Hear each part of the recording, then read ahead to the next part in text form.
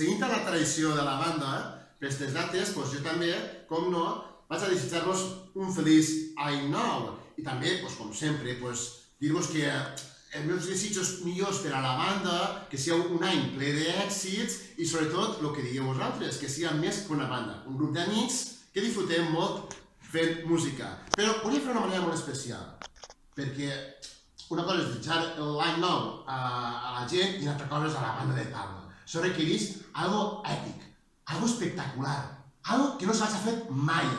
Vaig a desitjar-vos l'any nou no menjant-me un polvoró, ni dos, sinó vaig a col·locar-me tota la caixa de polvorons en la boca i quan ho tinc tot en la boca vaig a desitjar-vos feliç any nou, algo èpic, algo del rècord Guinness. Allà vaig. No s'ho cregueu? A veureu ara.